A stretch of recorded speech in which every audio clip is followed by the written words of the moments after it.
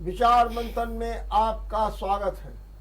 2024 की लड़ाई के पहले सत्ता और विपक्ष में रस्साकसी शुरू हो गई है, प्रतिस्पर्धा शुरू हो गई है और शुरू हो गई है अपनी अपनी रणनीति और अपने अपने वार।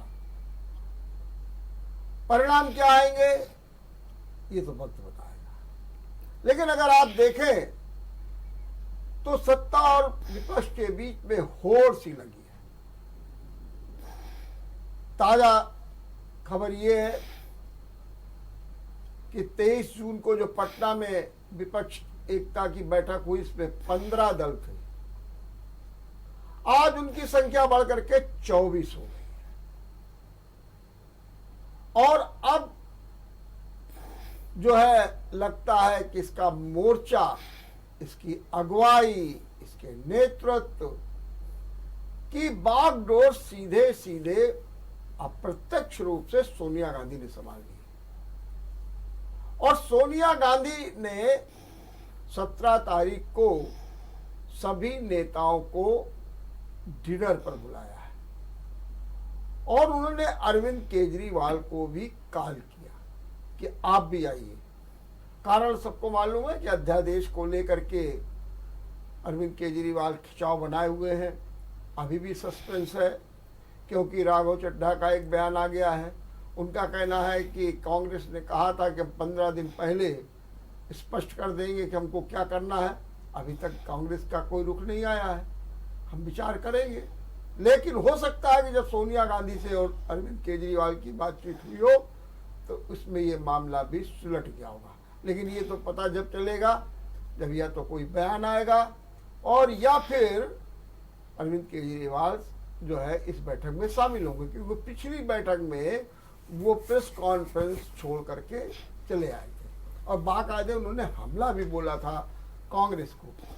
दूसरा एक ये भी प्रकरण हुआ कि शरद पवार की पार्टी टूट गई है और अच्छी खासी टूट गई। अजीत पवार के साथ 30-40 विधायक चले गए, जबकि उनकी संख्या कुल 53 है और उसमें 30-40 का जाना एक बड़ा झटका है। ममता बनर्जी पश्चिम बंगाल में चुनाव लड़ी, हिंसा हुई, एक तो दुर्भाग्यपूर्ण रहा ही, लेकिन उसके साथ में देखा गया कि चुनाव में ममता बनर्जी की सीपीएम और कांग्रेस से तलखी भी बढ़ गई है। एक ये भी बिंदु प्रमुख रूप से सामने आया है, माने जो हालात बदले हैं। वहीं दूसरी ओर भारतीय जनता पार्टी भी 18 जुलाई को ही अपनी एक नई ताकत प्रस्तुत कर रही है। माना यह जा रहा है कि राजग में कई दल शामिल हो जाएंगे, चिराग पासवान भी शामिल हो जाएंगे और उस बात की कोशिश की जा रही है कि अकाली दल, वाइस आर ये लोग भी शामिल हो जाएं। उत्तर प्रदेश से राजभर की बात चल रही है, जयंत चौधरी की बातचीत चल रही है। जयंत चौधरी अभी तैयार नहीं है, राजभर पता नहीं किस समय क्या बात कर दे। आज उन्होंने एक बयान दे दिया, मेरी तो किसी से बातचीत भी नहीं हो रही है। और वही दूसरी ओर ब्रजेश पाठक कह रहे हैं कि 18 तारीख का न्योता दे दिया गया राजभर को, कहते न्योता तो मिला नहीं है। और फिर अभी हमारी शीर्ष नेतृत्व वार्ता नहीं हुई है। हम 7 अक्टूबर को पटना के गांधी मैदान में एक रैली करेंगे और वहां हम गठबंधन का ऐलान करेंगे और गठबंधन हम किसी से भी कर सकते हैं। बहरहाल चुनाव के पूर्व ये पृष्ठभूमि लगातार रणनीति बन रही है और इस रणनीति के तहत भारतीय जनता पार्टी ने नया एक प्लान प्रस्तुत किया है, स्वाट प्लान। और आज ही एक नई बात प्रस्तुत कर दी, वो अपने कार्यकर्ताओं को 15 अगस्त तक प्रशिक्षण देगी। इसके लिए 3 सेंटर बनाए गए हैं, हरियाणा, गुजरात और पश्चिम बंगाल। उत्तर प्रदेश के लोगों का प्रशिक्षण हरियाणा में होगा। प्रदेश बांट दिए गए हैं। तो बहरहाल रणनीतियां लगातार बन रही है और एक एक चीज की मॉनिटरिंग हो रही है और विपक्ष भी एक हो रहा है। दावा ये किया जा रहा है मोदी के खिलाफ 24 विपक्षी दल आ गए हैं। आज हम इसी पर चर्चा करेंगे और इस चर्चा में जानने का प्रयास करेंगे कि विपक्ष की एकता के सामने कितनी चुनौतियां हैं और क्या ये जो विपक्ष की एकता हो रही है उसी से कहीं संशय उत्पन्न हो गया है। और उस संशय का जवाब देने के लिए भारतीय जनता पार्टी भी 18 जुलाई को एक नई ताकत प्रस्तुत करने जा रही है।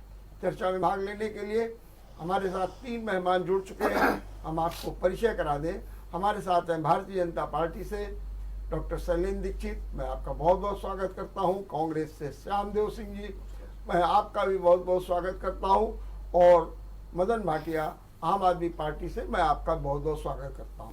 सबसे पहले हम बात करेंगे श्यामदेव जी, क्या कारण रहा कि सोनिया गांधी ने कमान संभाल ली? आप क्या तो खड़गे जी सबको बुला ही चुके थे, राहुल गांधी आगे आगे चल ही रहे थे, ऐसा क्या एकदम हो गया कि सोनिया गांधी को खुद उतरना पड़ा? देखिए खड़गे जी, ये जो बेंगलोर में 17-18 को विपक्षी एकता की बैठक हो रही है, 24 दलों को आमंत्रण गया है। सोनिया जी यूपीए की चेयरमैन इस समय भी हैं, मानना पड़ेगा आपको। और ये उन्होंने अपना वो दिखाया है कि कांग्रेस की तरफ से राहुल गांधी, खड़गे जी सब हैं, लेकिन सोनिया जी अपनी एक वरिष्ठता के आधार पर उन्होंने एज ए यूपीए चेयरमैन के नाते उन्होंने कई पार्टी के लोग नाराज थे राहुल जी के बाद से। सोनिया जी ने सबको अपने स्तर से बुलाया है। और सोनिया जी क्यों न भाग गए? सोनिया जी तो पार्टी शीर्ष नेता हमारी हैं और खड़गे जी अध्यक्ष है, राहुल जी नेता भी हमारे पार्टी के हैं। तो सोनिया जी ने अगर बुलाया है सबको, और सोनिया जी के नेतृत्व में तो हम 10 साल सरकार भी चला चुके हैं, ऐसी बात नहीं है, और 16 दलों के साथ चलाए हम। तो आज वो 16 दल या 24 दल जो भी हैं, हम सबको बुला करके जो लोकतंत्र की हत्या हो रही है, जो संविधान की हत्या हो रही है, और उसको बचाने के लिए हम 2024 का चुनाव सबसे मिलकर लड़ेंगे। और एक सबसे बड़ी पार्टी होने के नाते विपक्ष की कांग्रेस का दायित्व तो और बढ़ता है कि अगर कांग्रेस को एक कदम पीछे हटना भी पड़ेगा, तो कई बार राहुल गांधी कह चुके हैं कि हम विपक्ष की एकता के लिए, हम सबके सम्मान के लिए, क्षेत्रीय पार्टियों के सम्मान के लिए सबको लेकर चलेंगे और हम भारतीय जनता पार्टी को परास्त करने की। श्यामदेव जी, मेरा एक सवाल, अभी आपने कहा कि यूपीए की चेयरमैन है, अभी भी है, क्या आपको नहीं लग रहा था कि यूपीए के चेयरमैन के रूप में सोनिया गांधी पर सवाल खड़े किए गए थे और कहा था कि शरद पवार को बना दिया जाए?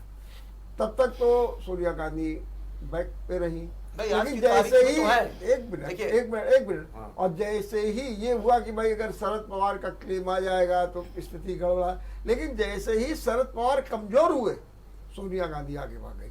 नहीं, ये कैसा है? बात सुनिए हमारी आप। आज की तारीख में 24 तारीख को मीटिंग होगी, अभी वहां विपक्षी एकता तय करेगा कि कौन चेयरमैन होगा और विपक्ष की एकता का प्रारूप क्या दिया जाएगा, और उसके बाद भी हमारी बैठकें होंगी। तो हम 1 to 1 लड़ने की हमारी व्यवस्था हो गई है 450 सीटों पर। और जहां तक आपने अरविंद केजरीवाल जी की बात की है, अरविंद केजरीवाल जी जो अध्यादेश आया है, सुप्रीम कोर्ट के आदेश को दिल्ली सरकार ने निरस्त कर दिया, अध्यादेश लाना चाहती पार्लियामेंट में, तो ये निश्चित है कि जो भी अध्यादेश सरकार का आता है भारतीय जनता पार्टी का, कांग्रेस क्या उसका साथ देगी? कांग्रेस तो विपक्ष में है, ठीक बात, तो स्वाभाविक हम सत्ता का साथ दे देंगे। बिल्कुल आप सही कह रहे हैं। तो हम विपक्ष का में है, तो हम केजरीवाल का साथ देंगे। ठीक बात है, ये समझने फेर होना चाहिए। ठीक बात। भारद्वाज ने जो कहा, किसने कहा है, ये हमारे खड़गे जी ने पार्लियामेंट में आने दीजिए। नहीं, समस्या ये है कि आपने इस विषय में खुलकर कहा ही नहीं, बल्कि आरोप जानते हैं आपके ऊपर क्या लगा? आरोप ये लग गया कि आपने बीजेपी से समर्थन प्राप्त कर लिया है और कहा है कि जब राज्यसभा में ये आपका बिल आएगा तो हम वॉकआउट कर जाएंगे। ये सीधे सीधे आम आदमी पार्टी कर रही थी। नहीं, आरोप नहीं, मैं नहीं कह रहा, आरोप गलत। चलिए, जी ने कहा सदन में आएगा, संसद में आएगा, तब हम देखेंगे, हम उस पर विचार करके हो गया और हम समर्थन। अरे तो आप एक बार में कह देते खत्म होगा, जैसे अभी आपने कहा। चलिए शैलेंद्र जी, क्या आपको लगता है कि जो बीजेपी की एकता बढ़ रही है वो 18 तारीख को प्रस्तुत करने की, उसका एक मूल कारण ये भी है कि जो विपक्ष की 18 तारीख को बैठक हो रही है, सोनिया स्वयं है, तो बीजेपी के लिए एक नया टेंशन पैदा हो गया। ठीक है, वो सोचते हैं कि जीत हमारी होगी, टेंशन पैदा हो गया, और इसी टेंशन को दूर करने के लिए उन्होंने भी 18 तारीख को अपनी ताकत बढ़ाने की बात की है। नहीं, देखिए, भारतीय जनता पार्टी स्वाभाविक रूप से अपने चुनाव की तैयारी में काम कर रही है। और वर्मा जी, भारतीय जनता पार्टी इस समय दुनिया की सबसे बड़ा राजनीतिक दल के रूप में स्थापित हुई है। तो भारतीय जनता पार्टी संगठन की दृष्टि से, अपने सहयोगियों की दृष्टि से हर समय काम करती रहती है, क्योंकि हम अपने एजेंडे पर चलते हैं कि हमें राष्ट्र को विकास की ओर ले जाना, राष्ट्रवाद की ओर ले जाना है। हमें ये कभी बेचैनी नहीं रही कि हमारा गठबंधन बिखर रहा, ना हम कभी एक दूसरे पर आरोप प्रत्यारोप करते आपको दिखाई दे रहे हैं। जो यूपीए के 24 दल हैं वो मीटिंग करते हैं, इसके बाद आपके सभी चैनलों में खबर आ रही थी कि शाम तक जो है इसके संयोजक को मनोनीत कर दिए जाएंगे, जो बिहार के मुख्यमंत्री हैं नीतीश कुमार जी। लेकिन शाम भी हो गई, चाय पानी दावत भी खत्म हो गई और उनको संयोजक उसमें घोषित नहीं किया गया। पूरा देश देख रहा था कि क्या निर्णय ले रहे हैं। मैं ये कहना चाहूंगा कि जो ये विपक्षी एकता के सूत्रधार हैं, जो कह रहे थे, जो उसके पितामह बने थे कि हम मोदी जी को जवाब देंगे, बीजेपी और एनडीए को देश से बाहर करने के लिए हम इस गठबंधन की अगुवाई करेंगे, श्री शरद पवार जी, उनकी पार्टी जब इतने तरीके से टूट गई, इतने बड़े भारी असंतोष के बाद उनका जो दल था, जो उनका नेतृत्व था, वो समाप्त प्राय हो गया। तब उन्हें लगा कि जब हम अपना दल नहीं संभाल पा रहे तो हम विपक्षी एकता को कहाँ खड़ा कर पाएंगे। तो इन परिस्थितियों में सोनिया जी को आगे किया गया है। लेकिन मेरे दो सवाल हैं। एक तो इस समय कांग्रेस, सोनिया गांधी जी, खड़गे जी, राहुल गांधी जी और प्रियंका गांधी के चतुष्कोणी उसमें फंसी हुई हो, अपना फैसले नहीं कर पा रही कि कौन से फैसले लागू किए जाए, कौन से फैसले न लागू किए जाए, किसका साथ दिया जाए, किसका साथ न दिया जाए। उसका दिल्ली एक बहुत बड़ा उदाहरण है, जिसका हमारे श्यामदेव जी जिक्र कर रहे थे कि इनका दल तय नहीं कर पा रहा है कि हमें केजरीवाल के साथ खड़ा होना कि नहीं खड़ा होना है। इनका दल ये नहीं तय कर पा रहा है कि पश्चिम बंगाल में कुछ लोग कांग्रेस की आलोचना करते दिखाई दे रहे हैं, जो वहां पर पंचायती राज चुनाव में हिंसा हुई, कुछ लोग शांत हैं। इनका दल ये नहीं तय कर पा रहा है कि पंजाब में जो हालात है उसमें हम बोलें कि ना बोलें। तो बहुत सी जगहों पर ऐसा विरोधाभास है संगठन के अंदर। तो नहीं, एक मिनट, हमारी बात, आप अपनी बात कह लीजिएगा। नहीं, हम ये नहीं कह रहे कि आप उसके पक्ष में हैं, लेकिन आपके दल की राय नहीं आ पा रही है। और आप जिसको अपना सहयोगी दल जिसको अपना सहयोगी दल बनाने जा रहे हैं, उनके प्रवक्ता का बयान भी बार बार आ रहा। तो मेरा ये कहना है कि भारतीय जनता पार्टी से इससे कुछ फर्क पड़ने वाला नहीं है। ये सारे दल और उनके दल के जो अगुवाकार नेता हैं, जो अध्यक्ष हैं, जो दल चला रहे हैं, उन्हें राष्ट्रवाद की चिंता नहीं, उन्हें परिवारवाद की चिंता है। और सब इस बात से परेशान है कि परिवारवाद को कैसे बचाया जाए, क्योंकि अगर मोदी जी का नेतृत्व रहा, एनडीए रहा और भारतीय जनता पार्टी की बहुमत की सरकार हुई, तो देश की राजनीति से परिवारवाद को समाप्त किया जाएगा। इसलिए ये लोग घबराए हुए और एक असफल प्रयास कर रहे हैं एकजुटता क्या दिखाने का, लेकिन होना कुछ नहीं। ठीक बात। मदन जी, आप क्या सोच रहे हैं, क्योंकि अध्यादेश का मुद्दा सामने है और अभी भी कहा जा रहा है कि सोनिया गांधी ने अरविंद केजरीवाल से बातचीत भी कर ली है, और आपके सामने तो एक समस्या और भी है कि आप कांग्रेस को पसंद ही नहीं करते, विपक्षी एकता में बैठ गए होंगे जा करके, लेकिन आप भी ये नहीं चाहते हैं कि कांग्रेस से, क्यों? अगर आप यूँ देखिए तो आम आदमी पार्टी और दिल्ली में कांग्रेस, पंजाब में आम आदमी पार्टी, कांग्रेस, तो ये सारी विषम परिस्थितियां हैं, आप भी नहीं चाहते। क्या लगता है कि आने वाले समय में, या मतलब 17 और 18 को आपकी पार्टी शामिल होगी या फिर अकेले ही चुनाव लड़ेगी? देखिए, हम बता दें, आम आदमी पार्टी की सोच राष्ट्र की सोच है, आम आदमी के उत्थान की सोच है।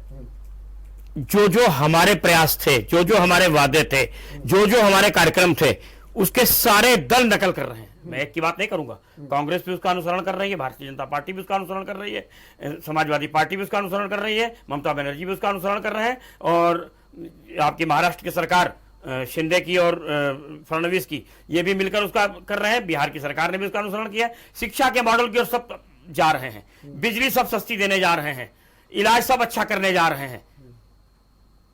सब जब हमारी नकल कर रहे हैं, हम जो बात कर रहे हैं अध्यादेश की, वो इसलिए कर रहे हैं कि देश की संविधान पीठ ने दिल्ली सरकार के पक्ष में फैसला दिया और 48 घंटे के अंदर केंद्र सरकार ने उस पर एक अध्यादेश लाकर दे दिया। स्पष्ट कहा गया कि सरकार को अगर अधिकारियों के स्थानांतरण की, उनके कार्य क्षमता को परखने की मौका नहीं मिलेगा। अभी भी आपने देखा कि हम दिल्ली में बिजली फ्री दे रहे हैं और पूरे देश में सिर्फ एक सरकार है, दिल्ली की सरकार, जो लाभ में चल रही है। जितने भी राज्य चल रहे हो, जिनको ये सब्सिडी दे रहे हो, जिनको कुछ कर रहे हो, हमको सब्सिडी भी नहीं देते, हमारे कामों में अड़ंगा भी लगाते हैं।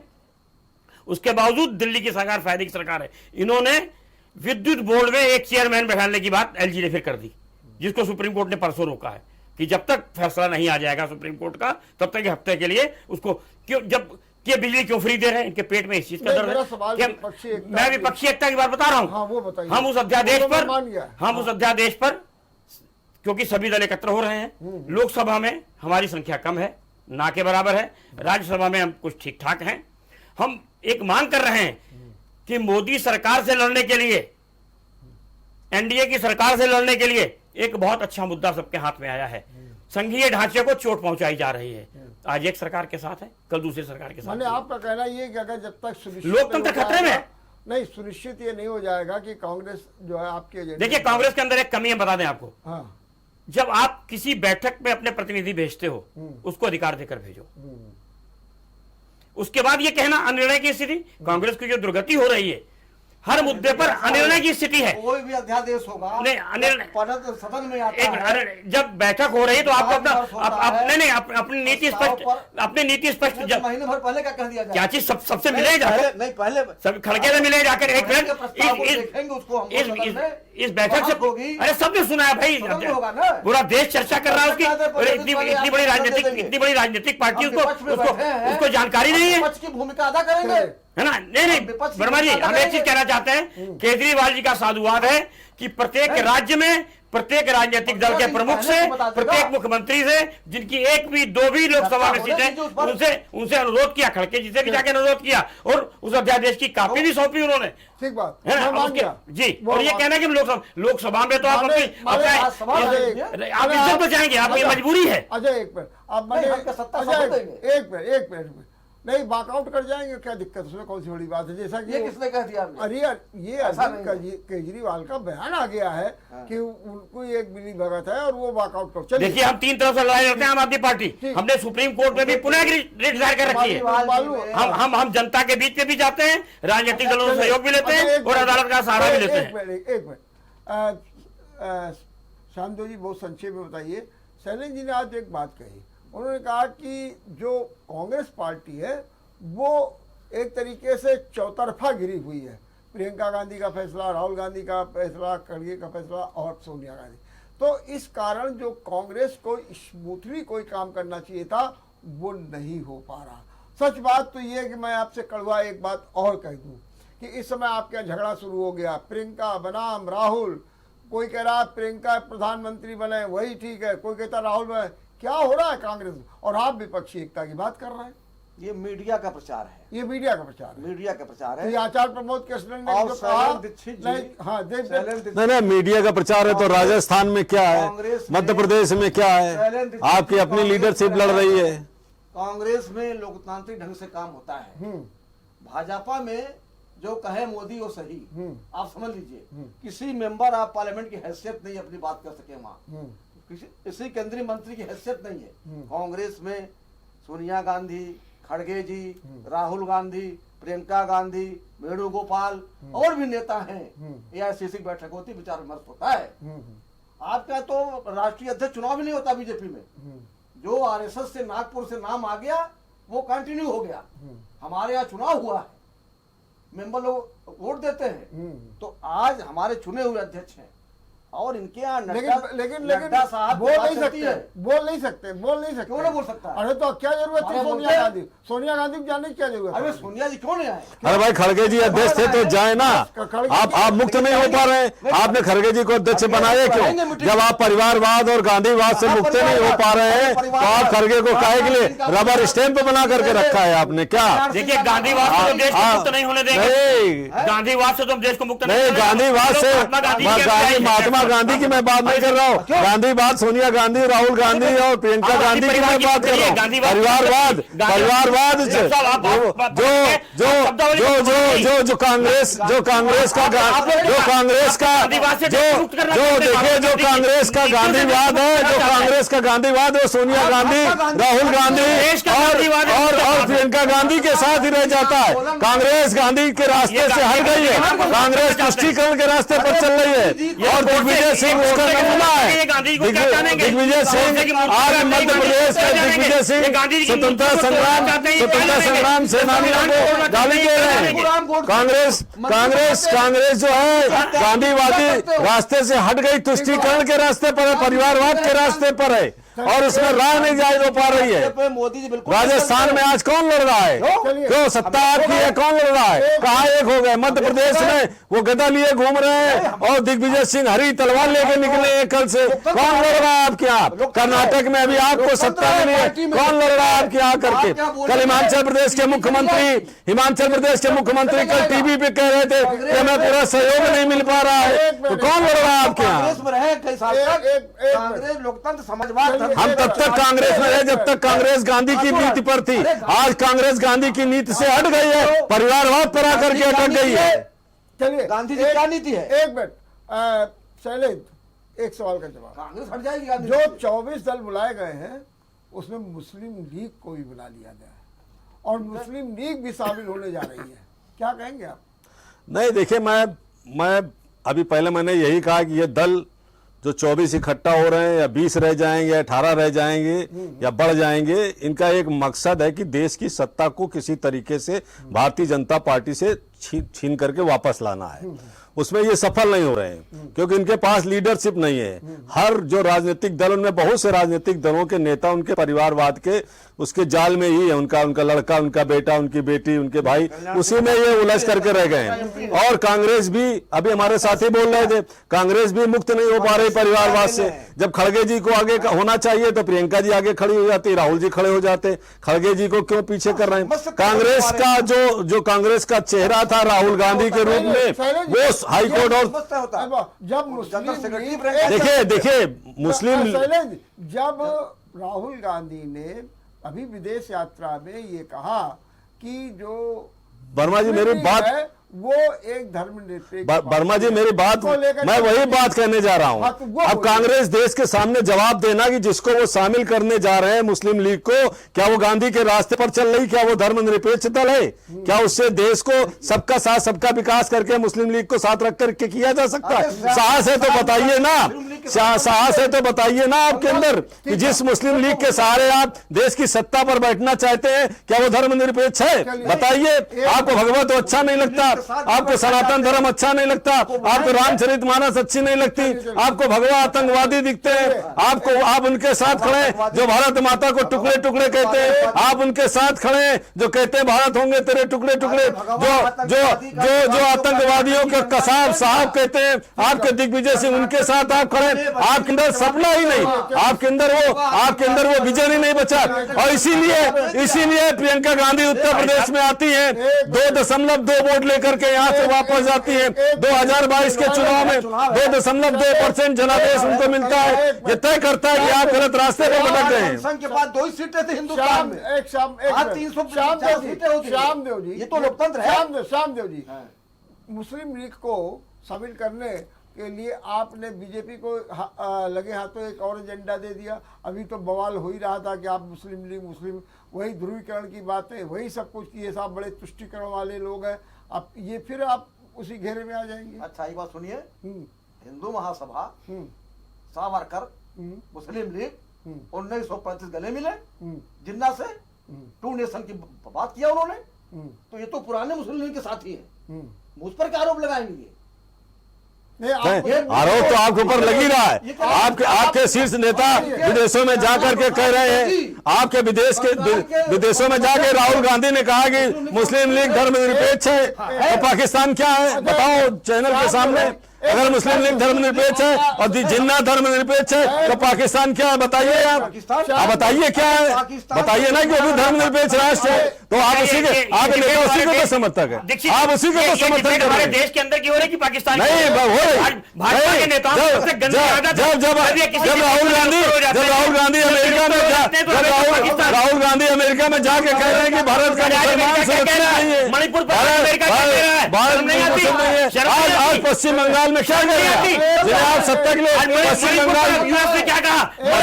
पश्चिम बंगाल में आपकी सबकी जुबान सुनी हुई है। पश्चिम बंगाल की हिंसा के लिए, पश्चिम बंगाल की हिंसा के लिए क्या केजरीवाल का बयान आया क्या? पश्चिम बंगाल की हिंसा के लिए क्या केजरीवाल का बयान आया क्या? बताइए, आया हो तो बताइए। एक मिनट साहब ने उसी हाँ।